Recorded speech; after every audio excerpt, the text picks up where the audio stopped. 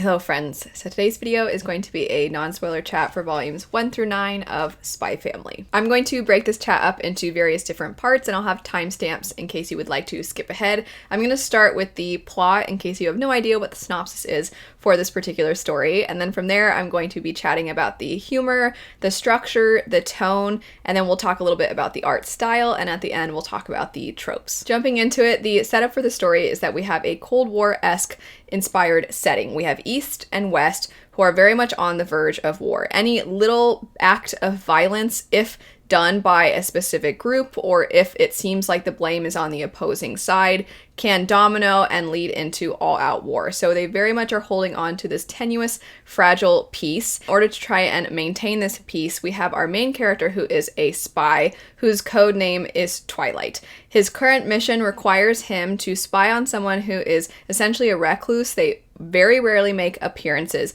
but one of the few places they do make an appearance is their son's school. It is this elite school known as the Eden Academy, and so Twilight is tasked with trying to gain information from this person, and to do this, he has to try and act like he is a family man. He has to get a child into this academy that is posing as his own child, and then in order to have a child in this academy, you have to have both parents in the picture, and so he therefore also needs a woman to pose as his wife.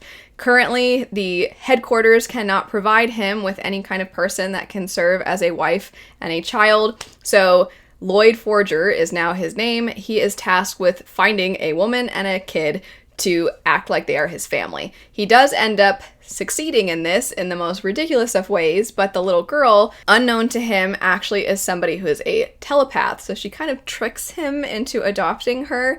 And then the other individual who he ends up marrying is a woman who secretly is actually an assassin. Lloyd does not know his now wife's backstory. He doesn't know what she does for her profession, and she does not know what he does for his profession. The only person who actually knows anybody's hidden identity is the very, very small child named Anya. Anya, when I first heard about this story, I thought she was going to be incredibly intelligent and that she would know exactly what's going on all the time and that she would be wise beyond her years. But instead, she really is just a very, very small child who has access to a lot of people's thoughts, and thus she is not really interpreting the world necessarily the way that it is at surface level, but she does have more information than the average 6-year-old would, and so she's a little bit of an oddball. This trio is absolutely hilarious, and then cue the humor. The humor in this story is so good, and so much of it I think is rooted in satire. So because it is a Cold War inspired setting, you have so much of it that feels very spy oriented, and you have a lot of tropes and a lot of plot points that are rooted in the spy genre and the Cold War genre. However, it feels very much like they are aware of what all of the tropes are within this, I guess you could almost call it a subgenre or a genre of story. They're so aware of what all the tropes are, and they are kind of mocking all of them. I mean, even just the way in which Lloyd is required to get his family put together, you can't go into it expecting anything to be particularly realistic, or that, well, wouldn't this person wonder why this person is acting this way? So a good example is early on, Lloyd, for his undercover profession, is posing as a psychiatrist, or a feelings doctor, as Anya calls him. And one of the first times that he is interacting with Yor, before they are officially married, he ends up being chased by some people that he had to steal some things from. And he explains to her that they're just some patients who are going through some kind of episode, and this isn't quite what's actually happening in their minds. And so when he's trying to get away from them because they are using acts of violence against him, he ends up being violent against them. And then when Yor questions, like, oh my gosh, is it okay for you to hit your patients? He tells her, like, it's concussive therapy. And there's so many times where it's not just poking fun at other genres, but it also pokes fun at itself constantly.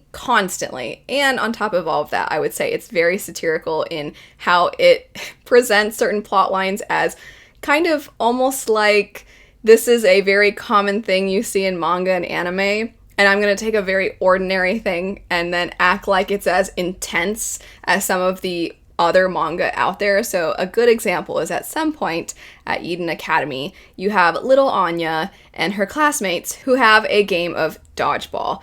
And that whole thing lasts much longer than you would expect it to last. And just the idea of, okay, these kids have to play dodgeball, you would think would be over after a couple of panels. And instead, it's essentially an entire arc, it almost feels like. And it's so over the top and it's so intense, but so much of it very much feels like the really intense moments that you get with sports manga, or the really intense moments that you get in things like Yu-Gi-Oh! And Dragon Ball, where it's like, what's this next thing that's going to happen? And it's just really entertaining to see something so ordinary turned into something so absolutely ridiculous. And that, you could say, is true of pretty much this entire series thus far. Everything is kind of coated in some layer of irony or satire, and I cannot get enough of it. The whole thing is so funny.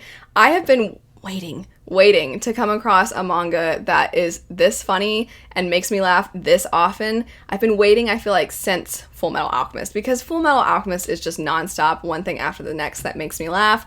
And this, while the humor is very different from Full Metal, it's so good. It's so good. And I just absolutely love how you have certain expectations of what's going to happen when these two plot points come together. And a good example would be Yor obviously kind of has her own reasons for why she is agreeing to marry Lloyd, even though she doesn't actually know his true reasons for wanting to marry her. And at some point, her family member wants to meet Lloyd, and that whole exchange is just so over the top. You have the protective sibling character of Yor's brother, who now feels like everything about Lloyd is terrible, and then Lloyd is very suspicious of this guy because he's like, is this a setup? Is this the other side who's onto me? And they're just constantly analyzing each other and overanalyzing each other. So that is an example of, you were expecting something silly to happen, but just how silly it gets and just how absurd it gets, it always ends up surprising me and making me laugh way more than I would have expected. I think another way in which the humor is somewhat satirical is Lloyd prides himself on being such a good spy. He's so good at being a spy. And there's a whole little tiny plot line where someone else is being a spy, and he realizes the other person's being a spy, but they're terrible at being a spy, and he's so perplexed that he ends up essentially doing all of the legwork for this opposing enemy spy. And so just watching that whole exchange, everything is ridiculous. I can only say it so many times. Everything is ridiculous, but in the absolute best of ways. I'll get more into specific kinds of tropes that I think are done really well, but I wanted to touch on a certain structural point of the story that I really appreciate. So a lot of the chapters in this are called missions, and so it feels very episodic, but there is this overarching plot line throughout. There is the Lloyd has his mission, and also, when is everybody going to learn about everybody else's powers or identities? So those are kind of the main things that drive the plot forward. But where a lot of manga, when it does kind of dilly-dally and it goes into other plot lines, it can kind of feel like it's just being stretched and drawn out. This one, it's like, I don't want to get to the end. I want to be here for all of the silly shenanigans for as long as it's going to happen, because it's fantastic. I don't want it to end. It's now my guilty pleasure, comfort, the thing I want to go to whenever I just want to be happy, the thing I want to go to when I want to laugh. It's the best. It's the best. And so those little ways in which of structuring these little missions, even though it could result in feeling like, okay, here's just another thing that isn't quite a main plot point or isn't moving the main plot forward, it doesn't matter. That dodgeball game was one of the best things I've read. There's also a tennis tournament that happens, and it's also ridiculous. And all of the ridiculous great moments are not always sports oriented, but they are all equally sometimes unimportant, but yet it doesn't matter because it's just all so great. It's probably pretty clear from everything I've said so far. You can get an idea of the tone of the story, but I do want to further it a little bit by adding that this feels like the perfect thing for pretty much all ages. There's enough in it that is going to be so silly that kids are probably going to be very entertained by it. Occasionally there's the violent moment that comes as a result of Yor's profession as an assassin or Lloyd's profession as a spy, and so there's the occasional darker thing here and there, but for the most part there's almost a sense of nostalgia with this, because it reminds me of just sitting down and watching a cartoon that I can hear my mom laughing from behind me because she happened to have caught something that made her laugh, and I might be laughing at something different, or maybe something went over my head, but it feels like literally the whole family can enjoy this. There is an element of feeling like certain generations are going to pull different things from this, so I can just imagine my husband's family, they went through kind of a marathon of watching all these different 007 movies, and I feel like if they were to watch this, they would find so much of its mockery, but also kind of nods to the spy genre to be really, really funny. I also just think people roughly my age, so my husband, myself, some of my friends, I know the kinds of anime that we were watching growing up. Sailor Moon, I mentioned before, Dragon Ball, Yu-Gi-Oh! And there are things that very much feel like exactly what I said about the spy genre, about I'm going to mock this while simultaneously giving nods to it and showing my appreciation, but also just having fun. And so it's appealing to, I feel like, people roughly our age. But then I could just see people that don't care about either of those two things just coming into this and having a good time, and that would be someone like my mom, somebody who doesn't necessarily watch anime, that's not really anything she's ever gotten into, she's not really somebody for this sort of story, but I could see her just sitting down and thinking it's really silly and really fun. I could imagine watching this with my nieces, if I'm watching the anime specifically, and I could see them picking up this manga though also, and then their parents, meaning my sister and her husband, I could see them also enjoying this. There's just so many things about it to like, and it's really one of the few times that it seems like it can have such an immense amount of mass appeal without feeling like there isn't substance. And I think there's this idea that things that have mass appeal, they have mass appeal because they're watered down just enough to appeal to enough different groups of people without offending anybody or turning anybody away because it's too much of one specific genre or one specific niche. And this is one of those stories where I just feel like it transcends age range, genre, medium. It just can be so enjoyable for so many different groups of people. Very briefly, the art is also, I feel like, actually quite good. It's unexpected how much action you actually get in the story, given that sometimes there's entire missions that are just following Anya at school or things of that sort, or sometimes a character is just chatting with another character and something silly is exchanged. But regardless, there are moments where the art has a lot more movement, and in those moments, it's really quite impressive the way they capture movement, the different angles that you get. And also, this isn't the kind of story that particularly leans into the fantastical side, so there aren't ways to make characters too distinct because it is essentially like our own world. So the artist has to capture different things in their eyes and their hairstyles and various tiny little differences in their clothing. And I feel like they do that really, really well. Everybody feels distinct, but it's very clean at the same time. And then occasionally when there are hard-hitting moments that aren't quite just silly, but actually have a lot of depth and meaning behind them, the way that they will take advantage of panels with essentially nothing but text or just an image, I think is done very well. And then last we have the tropes. So I have a list of different tropes that I think that the story has, some of which are not necessarily tropes that we're known to even like collectively. But this is an example of good tropes done exceptionally well and bad tropes that we usually don't like done so well that you actually do kind of like them. So I'm going to read off the various different tropes that they have. So we have the fake marriage trope, which you already can tell by the synopsis. And I'm on repeat. It's great. The fake marriage trope, watching these characters get to know each other and watching the way they're trying to keep their identities hidden from each other and try to be normal and try to keep up this appearance. But then maybe their hearts are starting to open up a little bit to each other, and it's so cute. And then you have, of course, the hidden identity and hidden powers, and the hidden powers on Anya's part make for some pretty great plot points when she knows that somebody's in trouble, or she knows that because her dad's a spy, a certain thing is occurring and she wants to help him, but she can't let him know that she knows. So then she has to do some things in a way that makes her seem just so odd, but that results in her father becoming aware of something. And then when that happens, he will think to himself like, wow, I'm just such a great spy. And then she's all excited because she saved the world, but there's nobody there to recognize that she just saved the world.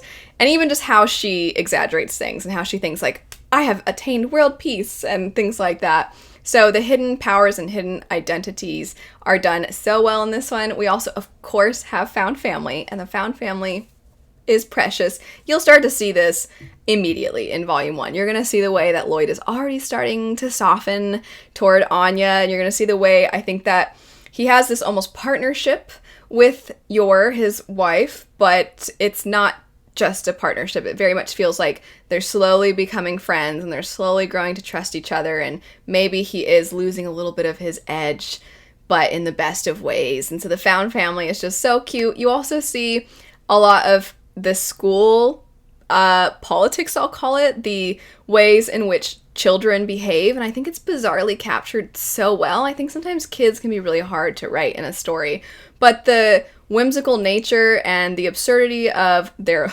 logic at times and the way in which they interact with each other it's exceptional. So I think that is kind of another, this is where you get a trope that a lot of us don't really like, which is miscommunication, but the way that the kids miscommunicate with each other, the way they don't quite know how to express themselves is really good. But on top of that, you will get the occasional miscommunication between the adults, but instead of resulting in a really aggravating plotline, it will result in something really funny. And also, oftentimes, you're waiting for those moments. You know they have to come because, of course, given that one's a spy and one's an assassin, there's going to be some weird little hiccups from time to time that they have to try and make up some kind of excuse for that isn't quite bought the same way they were hoping it would be bought, and chaos ensues, basically. So miscommunication, you have the child-parent type of trope / mentor-mentee, of course, between the parental figures and Anya, and it's just the cutest. It's just the cutest. And then you have an animal companion. I don't want to say too much about that, but the animal companion factor is absolutely precious, and what I was saying about the way that the whimsical and absurd nature of children is captured, I actually think the logic of a dog is captured. And then last we have, well, I'm going to call enemies to crushes. I do not want to call it enemies to lovers because that feels weird given that I'm specifically referring to the kids. But there's this idea of, oh, well, you know, when so-and-so's being mean to you, it's probably because they like you. And I don't think most of us like that concept, this idea that somebody is mistreating you, and it's usually a boy mistreating a girl because they like them. I think a lot of us really don't like that idea, and we don't like seeing it in our stories. But this is one of the few times where I feel like the kids are so realistic, despite the fact that the story is so absurd and ridiculous. There's just the way that children are is captured, even if it's not necessarily in the most realistic of circumstances. But regardless, the interactions and the behavior of the children is very realistic, and this idea of them kind of being snotty to each other, but then them being nice to each other, but then for some reason now they're being mean and they don't want to talk to this person. Why can't they stop looking at me? And all of that is done so well. I am on repeat. I know I'm on repeat, but I can't say enough good things about this story. It is just such a joy to pick up. It's so funny. I can't wait for it to become even bigger. I hope more and more people pick it up because it's absolutely fantastic. So if you have thoughts on Spy Family, please let me know what your thoughts are of this story. I'm so sad we have to wait for volume 10, but regardless, thanks so much for watching. I hope you have a lovely rest of your day, and I'll see you later. Bye.